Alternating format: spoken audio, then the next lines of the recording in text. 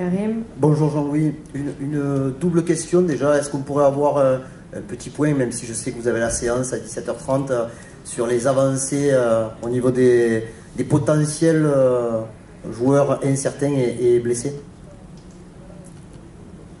Alors, Klaus va s'entraîner cet après-midi, mais je ne vais pas prendre de risque.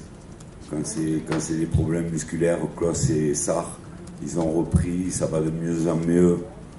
Bien sûr que le match est important, qu'on aimerait les avoir, mais on ne peut pas jouer avec la santé des gens et surtout éviter la rechute. Murillo est dans le groupe, il reprend confiance petit à petit. Il était à Benfica pour participer avec nous, pour voir à nouveau ce groupe. Là, il a fait une semaine de travail. Il est de mieux en mieux. Lui, il n'est pas loin. Et Merlin a une entorse de la cheville, même si on a eu peur, parce qu'on a vu le genou tourner aussi. Donc, quand on a vu les images, on s'est demandé s'il n'y avait pas et la cheville et le genou. Donc, c'est une entorse de la cheville. Il faudra 15 jours ou 3 semaines. Demain, on a coutume de dire le match le plus important, c'est celui qui arrive. Là, pour le coup, on a quand même l'impression que ce match contre Benfica est vraiment très très important pour la suite de la saison marseillaise. Vous avez un but de retard, 90, 95, 120 minutes, des tirs au but peut-être demain soir. Ça, c'est un paramètre aussi, surtout, qu'il faut prendre en compte pour ne pas peut-être tout mettre dans la bataille très tôt. Bien sûr. Bien sûr, on a 90 minutes pour marquer un but et peut-être une prolongation devant notre public pour marquer le second. Ce qu'il faut, c'est trouver l'équilibre entre attaquer, les faire douter, leur faire sentir où ils sont, mais avoir un œil très, très attentif, ce qu'on n'a pas bien fait au match aller. Dans les transitions, parce que Léo vous l'a dit, ils ont des joueurs en contre-attaque qui sont forts et il va falloir être présent dès la perte de balle. Mathieu. Coach, bonjour. Quand vous êtes arrivé, vous avez redonné confiance à tous les partenaires de Pierre-Emerick Aubameyang en attaque, que ce soit Faris Moumbagna, Iliman Ndiaye ou Ismaïla Sarr. Depuis quelques matchs, ceux qui sont présents ont du mal à épauler, on a l'impression, Pierre-Emerick Aubameyang. Quelle est votre réflexion sur ça et comment vous travaillez au quotidien avec les autres attaquants du groupe?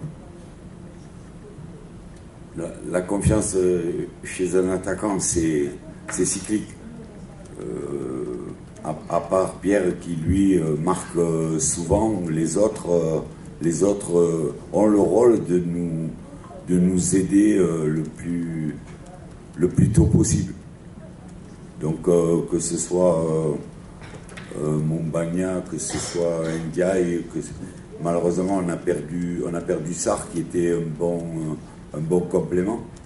Mais il faut que des gens prennent le relais et qu'on n'attende pas toujours le même joueur pour nous sortir de l'ornière. C'est par le travail et la confiance et la capacité à se créer et à finaliser des occasions. Mais là, il n'y a que l'entraînement qui peut remettre les joueurs en confiance. Candice. Bonjour Jean-Louis. Justement, vos joueurs, comment vous les sentez avoir un rendez-vous comme ça? Excités, un peu inquiets, un peu nerveux? Je les sens conscients. Conscients du match qu'il faut faire. Conscients qu'on l'a déjà fait. Mais conscients aussi qu'on a un but de retard. Et je leur dirai demain que le stade va être en feu, ok, mais que c'est nous qui devons amener ce public avec nous, par notre attitude, par notre agressivité, par notre conviction et par notre efficacité. Le public sûr va faire son travail. À nous à être à la hauteur et de faire le début de match et d'avoir l'efficacité le plus tôt possible. Michel. Jean-Louis, je vous avais posé la même question quand vous êtes arrivé avant le Shakhtar. Et vous m'aviez répondu, les pénaltys, c'est comme au poule, ça ne sert à rien de les tirer à vide. Voilà ce que vous m'aviez répondu. Non, je sais que ça a créé des polémiques. Mais ça crée des polémiques. Est-ce que J'ai malgré vu des tout, polémiques sur les pénaltys. voilà, est-ce que malgré tout, même si je suis à peu près d'accord avec vous, est-ce que quand même vous allez un petit peu en tirer 2 ou 3 demain matin ou pas? Cet après-midi. Cet après-midi, c'est prévu qu'on va faire un petit jeu où on va faire match nul et qu'on va tirer les pénaltys pour voir un petit peu tout le monde, parce que c'est vrai que c'est pas des choses qu'on travaille au quotidien, mais il faut voir quand même l'attitude du tireur. Jean-Claude. Bonjour Jean-Louis. Un mot sur les supporters. On sait que finalement les supporters de l'OM avaient pu assister donc, au match aller à Lisbonne. Il n'y a pas eu de soucis ni d'incidents. Aujourd'hui, pour le retour, il y a une crainte quand même des incidents dans la ville entre Portugais et supporters de l'OM. Est-ce que vous avez un message vous adresser justement aux Marseillais pour accueillir de la meilleure des façons les Portugais? J'ai toujours le même discours. Je ne varie pas. Chaque fois que vous me posez la question, on peut regarder un match de football en faisant la fête, même si on est adversaire et même s'il va y avoir un content et un mécontent. On était content que nos supporters soient avec nous à la loose, très contents même, et les Portugais seront contents que leurs supporters soient là. Beaucoup de tranquillité, supportez-nous, encouragez-nous, on va vous faire plaisir. Mathilde. Bonjour. On parle beaucoup donc de cette ambiance qu'il va y avoir demain au Vélodrome, que ça peut galvaniser les joueurs. Est-ce qu'il n'y a pas un risque aussi un peu de surjouer, d'être trop dans cette rencontre, d'avoir trop d'émotions? Est-ce que votre rôle aussi, ça va être de temporiser un peu cela? On l'a déjà fait. Personnellement, on a joué ensemble le Shakhtar, on a joué Villarreal, on l'a bien préparé dans la sérénité. C'est pas la peine d'être excité ou nerveux ou aller faire un geste inconsidéré. Les joueurs sont conscients de tout ça, le match qu'il faut faire. Agressivité ne veut pas dire agression, parce que on sait qu'un geste mal placé pour l'une ou l'autre des équipes, c'est souvent décisif pour le résultat. Donc on est concentré mais conscient qu'on a un but de retard, qu'on joue contre le quart de finaliste de la Champions League la saison dernière, que Benfica est un grand club et qu'ils ont l'habitude de ce genre de rencontre. À nous à faire que cette rencontre soit hors norme pour eux. Fabrice. Jean-Louis, bonjour, sur votre gauche. Bonjour. Vous avez parlé de Pierre-Emerick Aubameyang tout à l'heure. Quand on a un buteur de cette trempe qui marque autant, qui vous a redonné espoir à Benfica, comment est-ce qu'on fait pour le mettre dans les meilleures conditions, ce genre de rendez-vous? Déjà, il faut brouiller un petit peu les pistes pour pas que les adversaires puissent lire notre jeu. On connaît sa position préférentielle. Il faut lui associer des joueurs différents pour pouvoir faire une entame de match comme on souhaite la réaliser. Lui, il sait qu'il peut se marier avec un pivot, ou soit avec un dribbleur, soit avec quelqu'un qui décroche. Lui, il est malléable. Il sait qu'il va de l'axe à la gauche. Lui laisser une certaine liberté, parce que dans le geste décisif, il est remplaçable. Bruno. Coach, bonjour. Quel serait selon vous le scénario idéal? Vous en avez un petit peu parlé, mais il n'y a pas 4 buts à remonter, il y en a un. Alors ça peut paraître peu, mais c'est aussi beaucoup à la fois. Vous avez parlé de garder l'équilibre. Est-ce que ce match, il faut de suite l'emballer, comme vous l'avez souligné, pour se mettre le public dans la poche? Est-ce que c'est aussi un but possible en seconde période? Voilà. Si vous deviez l'écrire, ce scénario, quel serait-il, s'il vous plaît? Un but suffira pas. On n'est pas à l'époque où le but à l'extérieur compte double. Qu'on soit clair. Donc, on a 90 minutes pour marquer un but. On va essayer au maximum d'entrer parce que là, il n'y a pas de calcul. Le stade va nous pousser. On sait, c'est la sécurité qu'il faut, défensive, qu'il faut travailler. Et on a travaillé ça toute la semaine. J'aime quand un joueur dit on a bien travaillé. Même si on a travaillé par secteur, on a travaillé la défense, on a travaillé les offensifs. Il y en a qui ont l'obligation de garder notre cage inviolée et d'autres qui ont le devoir de marquer. Et demain matin, on va emboîter les deux. Mais j'aime quand Léo dit, cette semaine, ils ont vu les choses. Ils ont vu les choses, on a essayé de leur montrer, que ce soit en vidéo ou que ce soit sur le terrain d'entraînement, qu'à des moments, il ne faut pas être spectateur. Il faut être acteur et dès qu'on perd le ballon, il faut être présent et surtout demain. Flo.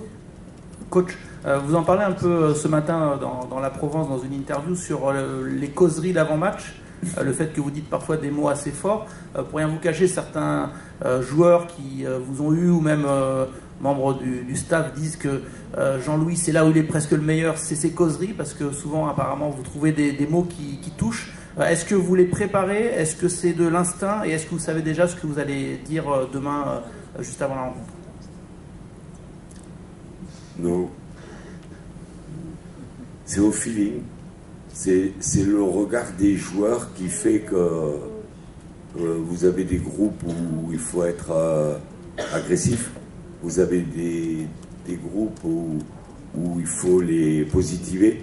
Vous avez des groupes où il faut montrer à l'image ce qu'on fait de bien. On sait ce qu'on a fait. On sait ce qu'on a fait. En s'appuyant sur différents schémas, différentes organisations, on a fait une entame de match contre le Shakhtar. On a fait une entame de match contre Villarreal. On sait que c'est épuisant. Parce qu'on ne peut pas presser tout un match. Mais il y a des groupes comme ça où il faut les mettre en confiance et les conforter. Et aujourd'hui, mon rôle est celui-là. C'est pas une causerie où on crie très fort. Xavier. Ouais, bonjour coach. Bonjour. Je voulais juste rebondir sur l'aspect défensif. Dans le secteur, vous avez pas mal de blessés, notamment Quentin Merlin qui malheureusement n'est pas là. Est-ce qu'un jeune joueur comme Emran Soglu, qui la semaine dernière a fait plutôt une bonne entrée, peut débuter un quart de finale de Coupe d'Europe alors qu'il est quand même jeune, il n'a pas beaucoup joué cette saison? Voilà, merci. Il est dans le groupe.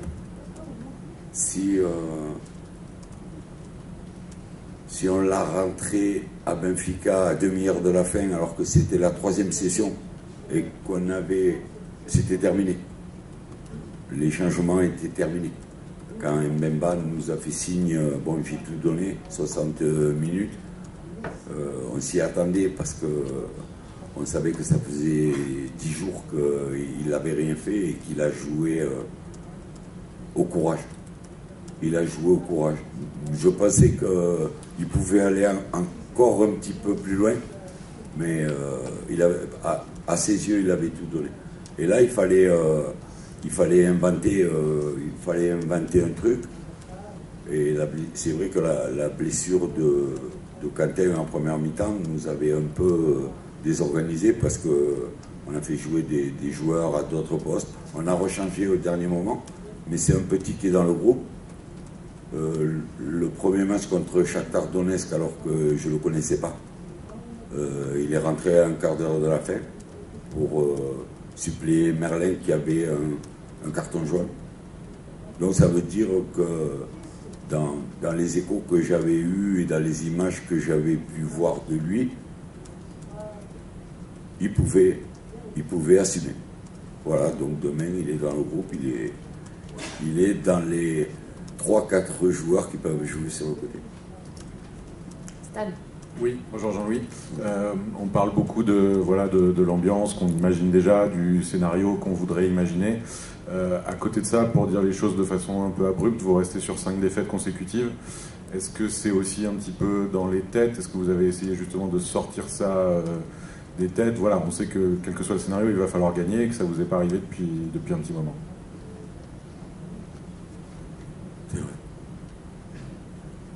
Mais comme on est toujours positif et qu'un match de Coupe d'Europe reste un match de Coupe d'Europe, on reste sur le dernier match. D'accord? Et la dernière impression de ce dernier match. Et la dernière impression, elle est que à l'heure de jeu, on a fait une équipe improbable pour finir le match, avec Luis Enrique, couloir droit, le petit de 18 ans, couloir gauche, Kondogbia qui était redescendu à 3 parce qu'on ne pouvait pas jouer 4 avec ces deux extérieurs. Et on est resté sur ces 30 minutes où tout aurait pu mal se passer. Mais on veut croire qu'on a mérité de garder l'espoir, d'être encore en vie pour un match. On a marqué un but, on aurait pu obtenir un penalty. On a fait 30 minutes où on les a mis en main, où ils ont douté, où ils ont été sifflés. Et c'est un motif très encourageant pour le match de demain. Donc si demain on attaque comme on a fini, dans un match de Coupe d'Europe, on va faire ce qu'il faut. Allez, on termine. Oui. Bonjour, Jean-Louis.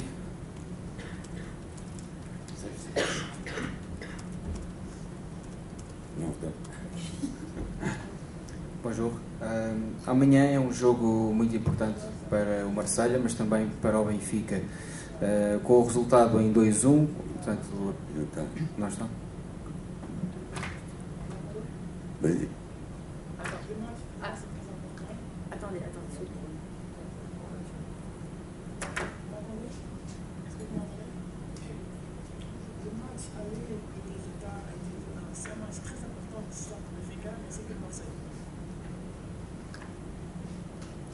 É um jogo, como eu dizia, um jogo muito importante para as duas equipas. Qual é que é o aspecto sobre a sua equipa, sobre a equipa do Marselha, que lhe dá maior confiança para abordar este jogo? Por outro lado, qual é o aspecto que mais o preocupa sobre a equipa do Benfica?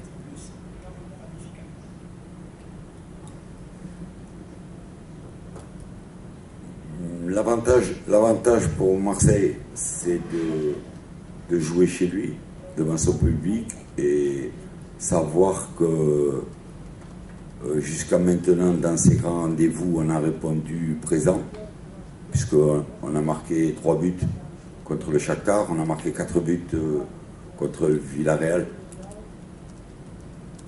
L'aspect à craindre, c'est la qualité des joueurs offensifs de Benfica.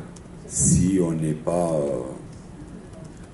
pas au marquage quand on perdra le ballon. C'est pour ça que j'ai dit qu'il faut faire un match parfait, c'est-à-dire bien attaquer et être efficace, mais surtout être très attentif derrière et très agressif quand on aura perdu le ballon. Merci beaucoup. Rendez-vous pour l'entraînement, donc ça démarre à 17h30, un quart d'heure ouvert à la presse. Pour ceux qui participent, rendez-vous à 17h.